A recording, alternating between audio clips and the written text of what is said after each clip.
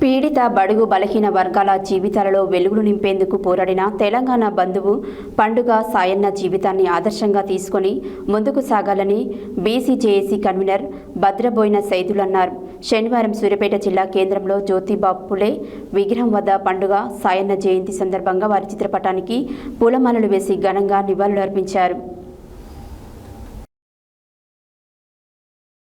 పీడిత బడుగు బలహీన వర్గాల జీవితాల్లో వెలుగులు నింపేందుకు పోరాడిన తెలంగాణ బంధువు పండుగ సాయన్న జీవితాన్ని ఆదర్శంగా తీసుకొని ముందుకు సాగాలని బీసీజేఏసీ కన్వీనర్ భద్రబోయిన సైదులు అన్నారు.